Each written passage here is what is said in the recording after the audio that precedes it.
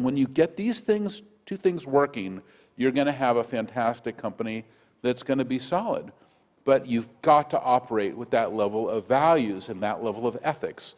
And if you're not, then you're not going to really exist, I think, in this environment. You know, I really strongly believe that capitalism as we know it is dead.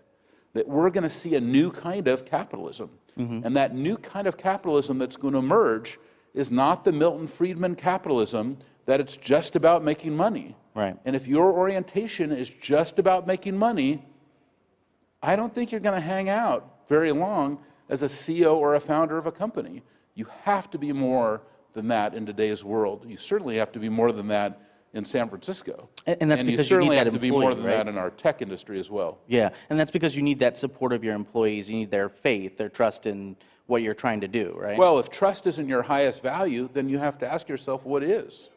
I think that is the existential issue that is on the mind of a lot of founders in our industry who are going through very serious challenges right now with society. The question is, what is your highest value? And is your highest value trust? We're going to give you a bunch of money to hypercharge your business. It seems viable so far. We're going to juice it up with this. Do you think that adds undue torsion where people can't build in those values? They can't take the time to build them in early on? I don't think it's ever about the money. I think it's always about the culture. You know, Peter Drucker, who is a fantastic, prophet of business, certainly someone I learned a lot from, said it very well. He said that, culture eats strategy for breakfast. That means you have to look at the culture of your company.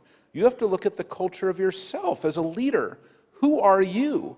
What is inside your heart? What do you really want for yourself, for your company, for your industry, for your community? What are you trying to do for others? Are you trying to improve the state of your checkbook, or are you trying to improve the state of the world? And I think that it's a slight shift for people, because I do think that, we come out of a world of Milton Friedmanism. We're thinking, oh yeah, shareholder return, it's just about making money. Maybe that's the way it was, but that is not where we are going. What do you think the world thinks when they look at Silicon Valley, San Francisco especially? Now, the difficulties that San Francisco is undergoing right now in dealing with its homeless population, with the city infrastructure even on some levels, its support programs. And it says, look, this is the heart, or at least the head of Silicon Valley in some ways. Why? All these tech companies are coming from there. They're creating products for the world. Why should we listen to these people? You can see it in the battle that went down exactly a year ago, where I was fighting for Prop C. We put $7 million into Prop C.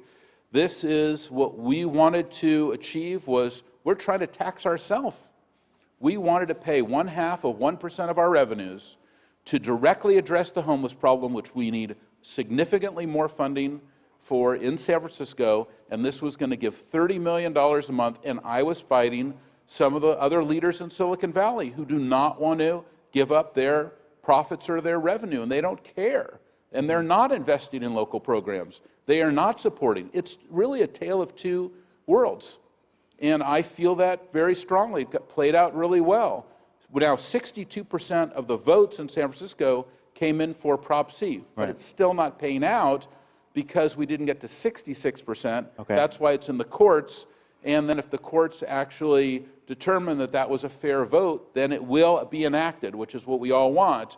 So this is where we are, which is, why was everyone not on that bandwagon? But you had basically people in Silicon Valley or investors who are anti-tax, who do not realize that if we're constantly optimizing income taxes and corporate taxes, then you're going to strip out the bottom of your social programs. And they don't seem to care. They don't seem to care that we don't have enough to be able to give to these programs.